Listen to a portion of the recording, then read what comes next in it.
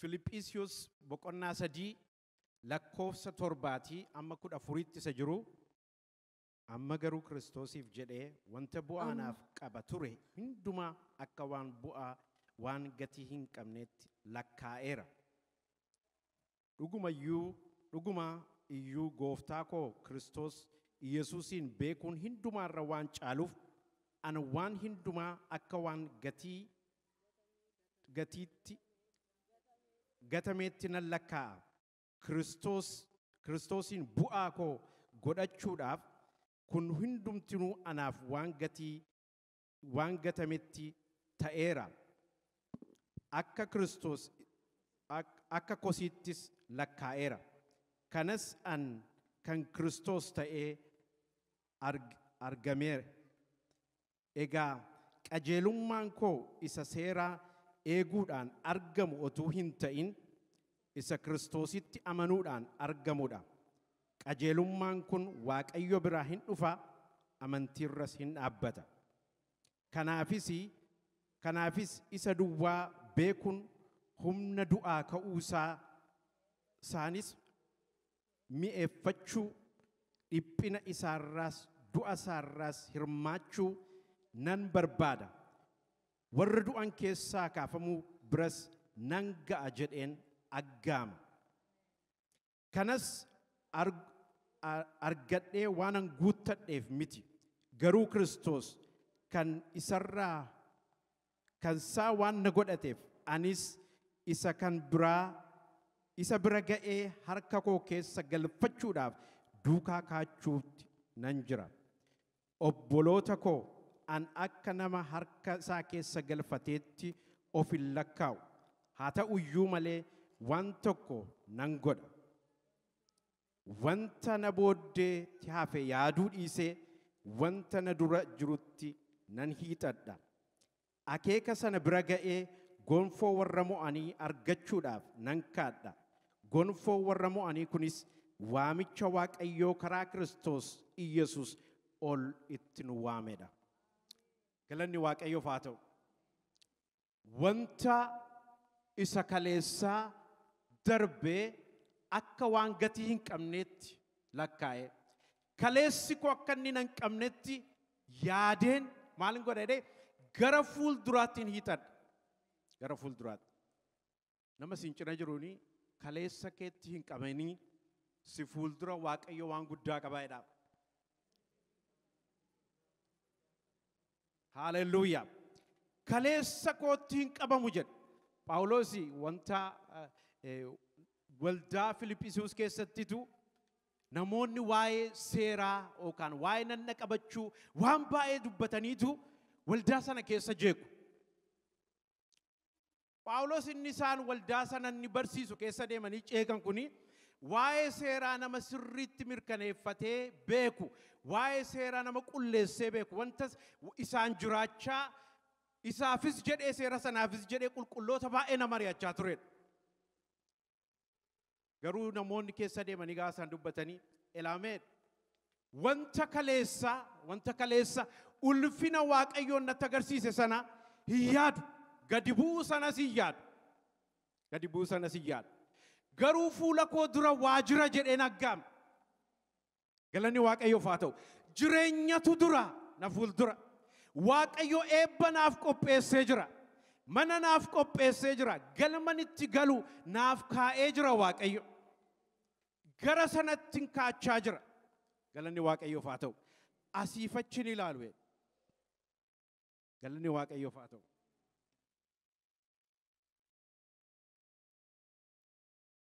Fiigichatti jira waan ta'eef, fuuldura koo eebbatu jira waan ta'eef, fuuldura koo jireenyatu jira waan ta'eef, fuula koo dura ilaalaan deemaa jedha. Galanni Waaqayyoof haa ta'u. Waaqayyo eebba inni naaf kaa'ee eessa jira? Na fuuldura jira. Galanni Waaqayyoof haa ta'u. Waaqayyo jireenya inni siif nan kenna jedhee na fuuldura jira. Du'aa ka'uu warra qulqullootaa sana nan arga. Isatti nan hirmaadha jedheen aggaammadheen jira. Galanni Waaqayyoof haa ta'u. Isatti aggaameen jira, isatti akeekeen jira. Kanaaf asiifachi ilaaluu hin danda'u. Galanni Waaqayyoof haa ta'u. gara fuulduraatti hin deema. Eebbi koo na fuuldura jira. Jireenyi na fuuldura jira. Waaqayyo kan inni naaf karoore na fuuldura jira. Galanni Waaqayyoof haa ta'u. Firoota koo qulqulloonni warri Waaqayyo nu waamee kaachuu jireenya amantiitti nu waame. Kaachuu deemsatu hin ta'in kaachuu fiigicha deemsa. Paawulos gaafa dubbatu ergaa Qorontos jalqabaa boqonnaa 9 irratti lakkoofsa 24 irratti waa'ee nama fiigu Waaqayyo fiigichatti nu waamedha. Namni fiigummoo namni fiigichaaf qophaa'u immoo wanta nyaatus wanta dhugus inni ilaallata. Akkasumatti nyaatu. Akkasumatti nyaatu. Nuun waamicha fiigichaaf waamamne, dorgommeef waamamne. Namoonni fiigan hundumtinuu gonfoo hin argatan. Gonfoo hin argatan. Eenyutu argata malee? Nama isa dura bu'ee mo'e sana duwwaatu argata malee. Waamichi nuun mana Waaqayyoo keessatti dorgommee nuun deemnu garuu isa namni tokko duwwaan mo'ee argatu miti. Galanni Waaqayyoof haa ta'u. Waaqayyoo karaa Yesuus Kiristoos waamicha inni nuuf godhee waamicha qulqulloonni hundumtinuu dorgomanii mo'uu danda'an. Galanni Waaqayyoof haa ta'u. Waamicha qulqulloonni hundumtinuu dorgomanii argachuu danda'an, gonfoo fudhachuu danda'an sanatti nu waame. Galanni Waaqayyoof haa ta'u. Hundumtinuu fiigicha keessa jira. Hundumtinuu yoo fiigee gonfoo sana fudhachuuf jira. Yeroon dura wangeela kana dubbisu Paawulos fiigicha koo raawwadhee gonfoo naaf qophaa'een fudhadha gaafa inni jedhu gaafa dubbisu Waaqayyo mul'atuma waanuma isatti agarsiisee Paawulos illee gonfoo qabaan jedhan ture. Garuu gonfoon sun kan qulqulloota hundumaati. Galanni Waaqayyoof haa ta'u. Gonfoon suni kan kooti, gonfoon sun kan keeti. Gonfoon suni warra fiigan hundumaaf, gonfoon sun warra Kiristoos duukaa kaatan hundumaaf. Galanni Waaqayyoof haa ta'u. Biyya kana keessa maaraatoonii tokkotu jira. Maaraatoonii Berkeley Marathon kan jedhamu. Meeqan keessantu beeka? Berkeley Marathoniin kuni Tennessee keessatti fiigama. Waggaa keessatti naqa tokko yeroo springii yookaan April yookaan March keessa fiigama. Fiigichi kuni fiigicha maayila 100ti. 100 jalqabee amma gara 130 ga'eera. Guyyaa 3 nama fudhata. Hin fiigameetu nama mo'e sanatu dorgoo mo'e sanatu kennaa fudhata yookaan gonfoo fudhata jechuudha. Gonfoo fiigicha kana keessatti namoonni hirmaachuu barbaadan hundumtinuu xalayaa erganii maaliif akka barbaadanii himatanii dorgomuu danda'u. Fiigicha yeroo waggaa jalqabaa irratti godhame keessatti nama waggaa 75tu dorgommii kana mo'e. Waan nama dhibu. Nama waggaa 75tu maayila 100 fiigee dorgommii kana mo'e. Baay'ee nama dhiba. Firoota koo fiigicha kana fiiguudhaaf kan isiniif kennamu maappii fi kan ittiin ilaaltani koompaasii duwwaatu isinii kennama. GPS hin ayyamamu. GPS hin ayyamamu. Maappii keessan ilaaltanii koompaasii keessan qabattanii kallattii lafa taargeetii godhattaniitu deemtu. Namni hundumtinuu maappii tokko qaba. Namni hundumtinuu koompaasii qaba. GPS hin garuu hin ayyamamu. Garuu lafa yaaddan lafa karoora kaa'attan sana guyyaa 3tti qaqqabuu qabdu. Guyyaa 3tti qaqqabuu qabdu. Kanaafituu namni dulloomaan kunii namni jaarsi humna dadhabaa kunii koompaasii isaa maappiitti kenname sirriitti ilaallatee koompaasii isaa xiyyeeffateetu fiigicha isaatu walirraan kutiin deeme waan ta'eef dursee argame. Dursee argame. Firoota koo waamicha Waaqayyotti nu waame, dorgoo Waaqayyotti nu waame kana Waaqayyoo maappii nuun qabannee deemnu nuuf kenneera. Koompaasii isaa hafuura qulqulluu nuuf kenneera. Galanni Waaqayyoof haa ta'u. Maappii kana malee gaggeessaa kana malee lafa waaqayyotti nu waame sana ga'uu hin dandeenyu. Gaggeessaan keenya macaafa qulqulluu jedhama. Galanni waaqayyoof haa ta'u. Hafuura qulqulluutiin deeggaramnee waaqayyo dubbiin nuuf kenne sana qabanneetu lafa waaqayyo nuun jedhe sana duwwaa ga'uu dandeenya. Kan isin dhibu waa'ee kanaa gaafan dubbisu namoonni maappii tokko fudhatanii koompaasii isaanii qabatanii iddoo lafa fiigichi sun lafatti xumuramu tun ta'in dalgarraa deemantu jiru. Maappii tokko qabu, koompaasii qabu, garuu kan isaan deeman dalgadha. Kanaafi lafa dhuma isaa sana argachuu hin dandeenye. Lafa dhuma isaa argachuu hin dandeenye. Maaliif maappii sanatti macaafa qulqulluu kanaan fuudhaniitu namoonni hojii wangeela sobaa barsiisu, wanta ulfina waaqayyoof taane barsiisu, garuu warri dhugaatti waaqayyoon amanatanii lafa waaqayyo isaaniin jedhe hin ga'u. Haaleluyyaa. Kanaafi firoota koo fiigicha nuun itti galle kuni fiigicha dubbii sagalee waaqayyoo qabatanii waaqayyo duukaa deemanii lafa waaqayyottiin jedhe ga'ani malee fiigicha cal jedhanii bitaaf mirgatti fiiganii qaqqaban miti. Galanni waaqayyoof haa ta'u. GPS hin barbaachisu. Waaqayyo maappii isaa nuuf kenneera. Haleluuyaa. GPS hin barbaachisu. Mee GPS hin barbaachisu jedhame lafa gooftaan jedhe ga'uuf GPS hin barbaachisu. Galanni waaqayyoof haa ta'u. Warri GPS networking yoo nu jalaa baddee achuma geenyeetu as geeraa eessa ammoo garamittiin goraa. GPS geessee dhaabbatte inni kun tariiti maybe raajii barbaadu ta'uu danda'a. Amma deemee dhufee as geeraa waaqayyo akkasirraan jedhee ture ammas geeraa amma isa kana ammoo akkamiin godha. Hamma dhumaatti kan nu deemsisu gooftaan nutti kenneera. Haaleluyyaa. Hamma dhumaatti. Hamma mana keenya galgalaatti. Amma Yesuus duukaa wal nu agarsiisutti kan nuuf kennu maappii isaa waaqayyo nuuf kenneera. Yoo neetworkiin GPS badeeyyuu neetworkiin isaa kan jalaacituu hin dandeenye maappii isaa waaqayyo nutti kenneera. Mee ameen jedhaa. Haaleluyyaa. Galanni waaqayyoof haa ta'u. Kanaaf firoota koo maali waanuma seeruma baay'isee wayii fakkaatan moodha akkas jechuun wal'aansoo qabu fiiguu cichuu yeroo hundumaa gaafa jedhamu wantuma waa gochuu humna dirqamaan namatti dhufe wayii fakkaata. Akkasumatti firoota koo wantichi jaalalaan dhufe jaalalaan fiigna. Galanni waaqayyoof haa ta'u. Waa'ee seeraa Phaawulositti himtanii Phaawulos dhaga'uu hin danda'u. Inni kana barreesse jechuudha.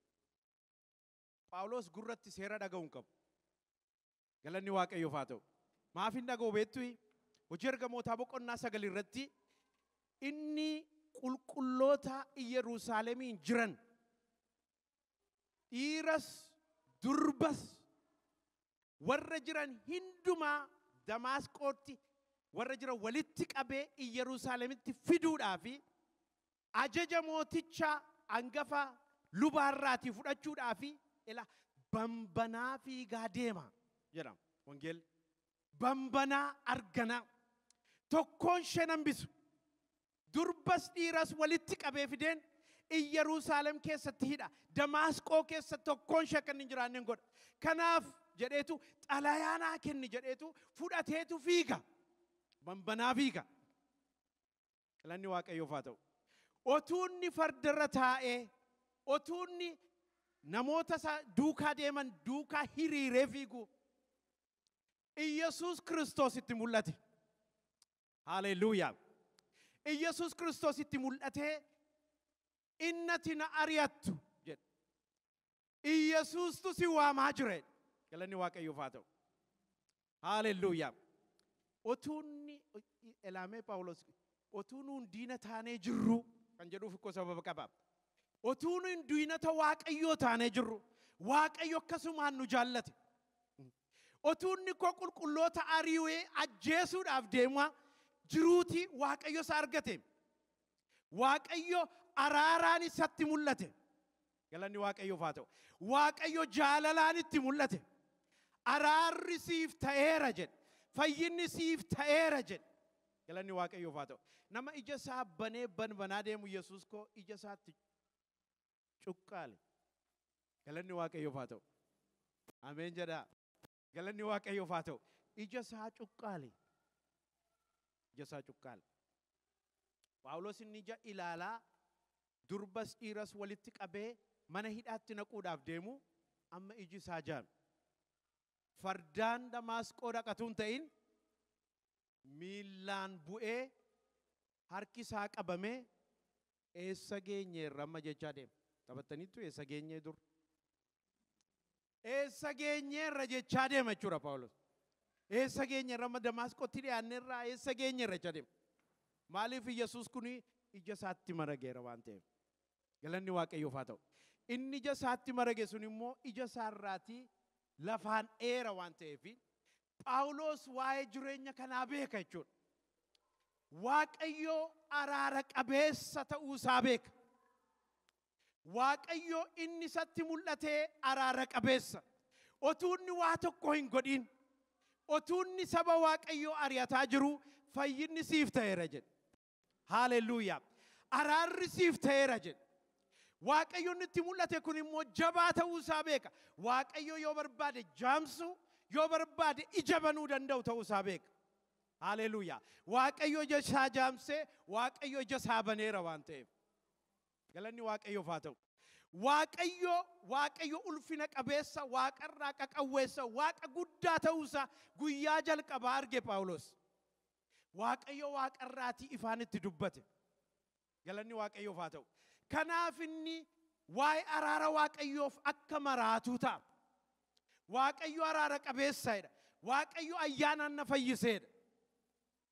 Galanni Waaqayyoof haa ta'u. Fayyuun keenya ayyaana fayyine amantiirra immoo dhaabbata jedha. Galanni Waaqayyoof haa ta'u. Kanaaf wanti na booddeetti ta'e, wanti an kaleessa namoota ajjeesise, wantan qulqulloota ari'adhe, wantan balleesse, wantan gaarii godhe, wantan gadhee godhe, wanti jireenya koorra ga'e hundumtinuu jireenya koo fiigicha koo gara fuulduraa na qabuu hin qabu. Isa hundumaa akka gatameetti dhiiseen kaachuu koo gara fuulduraatti deema. Haaleluyyaa.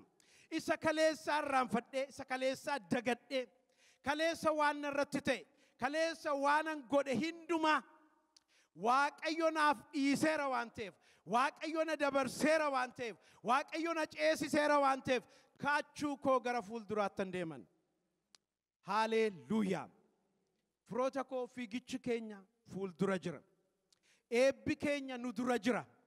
Ayyaanni nu dura jira. Dibati nu dura jira. Wanti Waaqayyo nuuf karoore nu dura jira. Kaleessa waan baay'een jireenya keenya irratti ta'eera ta'a. Kaleessa waan baay'ee dabarsineera ta'a. Waan nama gaddisiisu, waan namoonni nu gaddisiisan, waan jireenya keenya waan adda addaa dhufee nu miidhe baay'ee keessa darbineera ta'a. Isa dhiisaa jedha Waaqayyo. Galanni Waaqayyoof haa ta'u. Waaqayyo eebba sin fuulduraa qaba. Galanni Waaqayyoof haa ta'u. Waaqayyo wanta isiniif dubbate, wanta isiniif kakate, wanti kaleessaa akka inni isin qabu hin barbaadu. Galanni Waaqayyoof haa ta'u. Waaqayyo eebbisaa isin fuuldura jiru akka jiru isinitti hima. Eebbi Waaqayyo isiniif qabu isin fuuldura jira. Wanti Waaqayyo isinitti dubbate, wanti Waaqayyo isinitti agarsiise, wanti Waaqayyo mana keessaniif dubbate, wanti Waaqayyo waa'ee tajaajila keessanii dubbate, wanti Waaqayyo waa'ee bultoo keessanii dubbate isin fuuldura jira. Galanni Waaqayyoof haa ta'u. Kanaaf isa fuulduraatti aggaamuudhaaf, isa fuuldura Waaqayyo eebba isiniif kaa'e sana qabachuudhaaf isa sin booddeetti darbe sana gataa jedha Waaqayyo.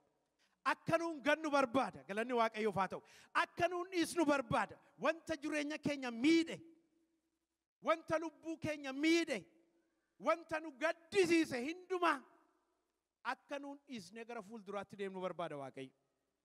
Galanni Waaqayyoof haa ta'u. Nama Waaqayyoo Yoosefin dubbii sagalee Waaqayyoo seera uumamaa boqonnaa 37 irraa walii wajjiniin ilaala. Seera uumamaa boqonnaa 37.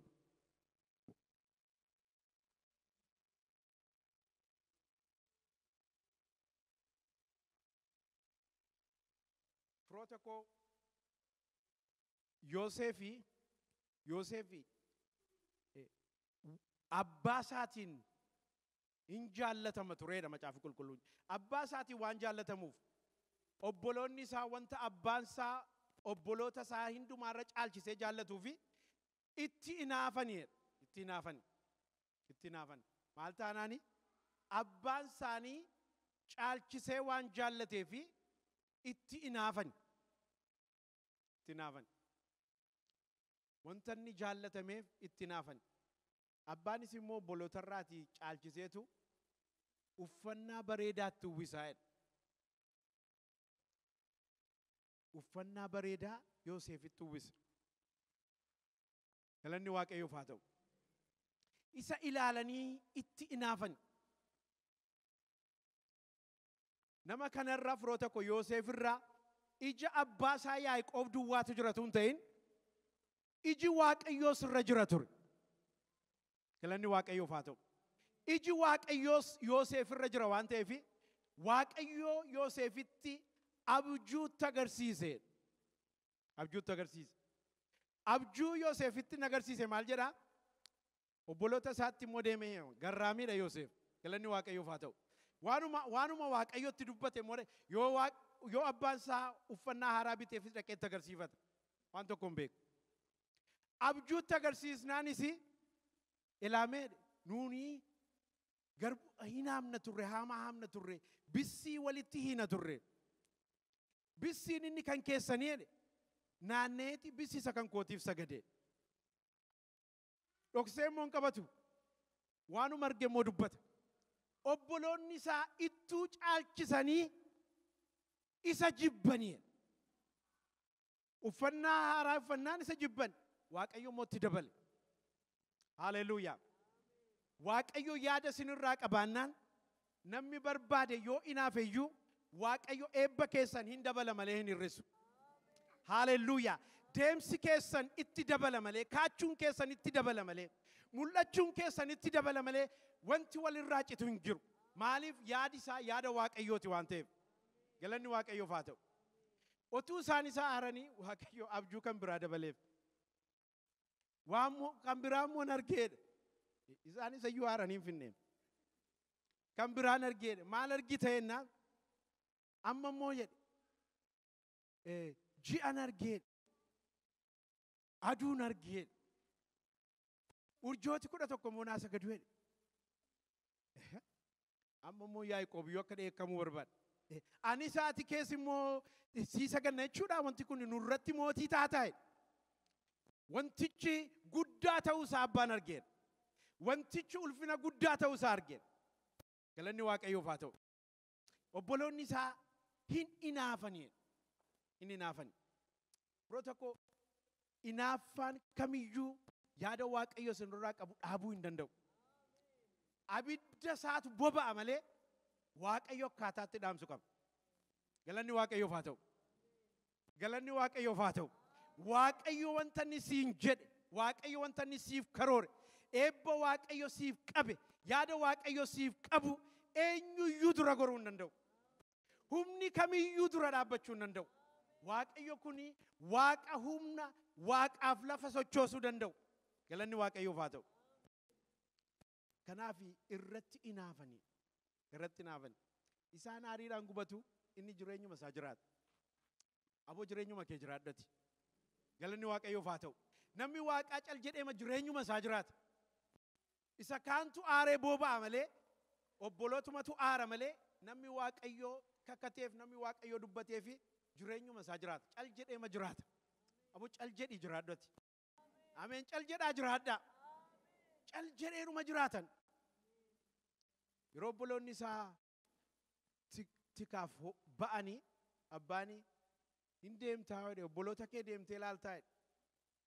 Eeyyee jira abbaa koo jedhe. Akkasuma jedha wangeelarraa. Eeyyeen jira abbaa koo.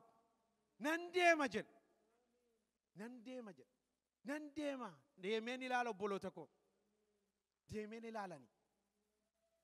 Deemeen ilaala obboloota koo. Obboloota isaa barbaachaa olii gadi joora ture. Jedha wangeela. Obboloota isaa barbaada ture. Obboloota isaa lafa isaan jiran iyyaafatee gaafa inni deemu fagootti arganii fagootti argan warri itti naafanii fagootti argan warri hammeenyatti yaadan obboloonni isaa fagootti arganii ilaa abbaan abjuun dhufe. Waaqayyo immoo waaqarraa dhaga'a. Galanni Waaqayyoof haa ta'u. Ilaa abbaan abjuun dhufe fuuneetu ajjeesnee abjuun isaa lafa inni ga'u ilaalla jedhan. Abjuun isaa lafa inni ga'u ilaalla.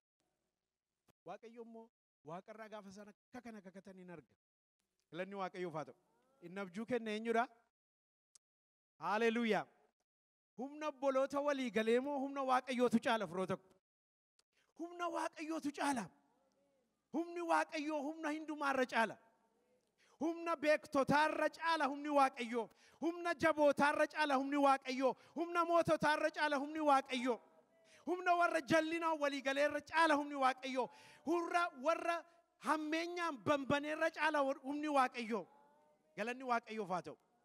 Yeroo inni itti dhiyaatu isa jalqabaa waan isaan godhan uffannaa isaa irraa tarsaasan.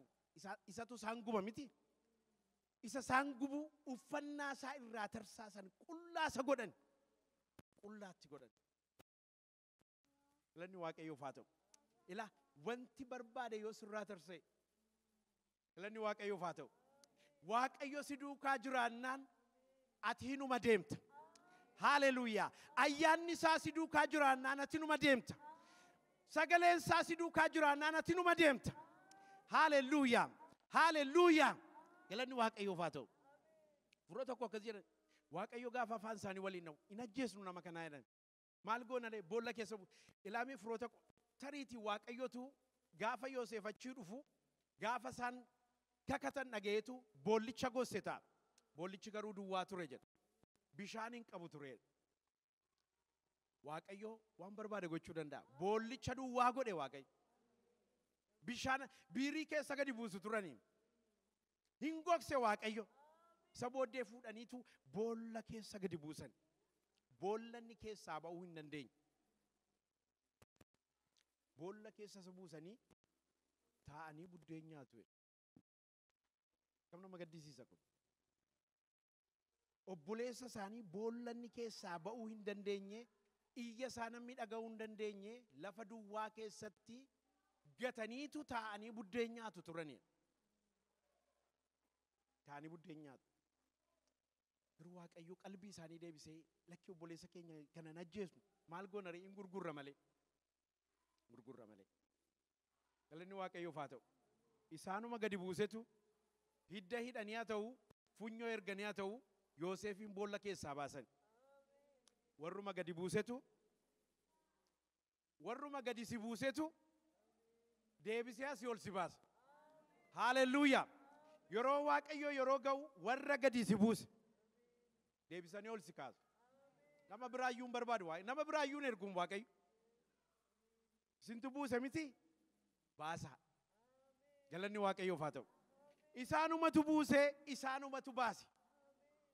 Isaanumatu baase. Isaanumatu immoo deebisee gurgure. Nama dhibu kan gooftaa Yesuus duukaa walitti fakkaate kan Yoosef kun. Maaliif beektu? Yuhudaan obboleessi isaa jedha. Nama kana mee hin gurgurra maleedha. Kan gooftaas gurgure Yuhudaadha. Asittis kan gurgure Yuhudaadha. Yuhudaan kun maqaa Yuhudaan mana kana keessa jiru isaa galatu. Galanni Waaqayyoof haa ta'u. Yuhudaatu gurgure ammas Yuhudaan amma inni kun immoo obboleessa isaa qarshii 20 gurgurate jechuudha. Hin gurguratan. Hin gurguratan. Galanni Waaqayyoof haa ta'u. Waaqayyo silayyuu karoora inni qabuuf Yoosefiif qabu eessa ture beektu sin? Eessatti beektu? Gibxitti qaba ture Waaqayyo. Mana abbaa isaa keessatti raawwatan ture. Wantichi Gibxitti raawwata ture. Yoosef abbaan isaa hin kunuunsa waan ta'eef tikatti illee hin ergu Yoosefin. Tikatti illee hin ergu. Abjuun Waaqayyoo immoo akkasitti raawwachuu hin danda'u. Waaqayyo akka barbaadetti darbatee achi keessaa baasuu qaba. Galanni Waaqayyoof haa ta'u. Waaqayyo manaa baasuu barbaadee gara abjuu isaatti isa geessuu barbaadee namni kun tiraanspoortiis hin qabu, tiraanspoortiinis kaffalamee fi farda isaarra yaabbatee gara kakuusaatti. Haaleluyyaa. Haaleluyyaa. Haaleluyyaa. Galanni Waaqayyoof haa ta'u. Innan ijoon dubbiyaan dubbachuu barbaade Yoosefi firoota koo ijoollee miti daa'ima miti yeroo kana. Yoosefi saafela waggaa 17 jedha. Gaafa abbaan isaa waamee seeru. Nama waggaa 17.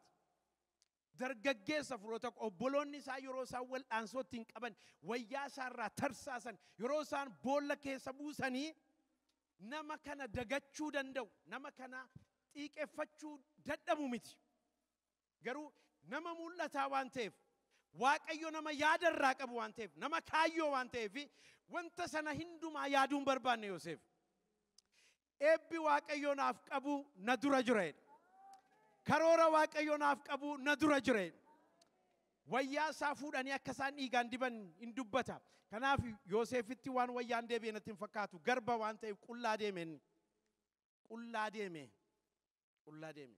Garbummaatti gurgurame waan ta'eef. Garbummaatti gurgurame waan ta'eef. Garuu Waaqayyo duukaa jira ture.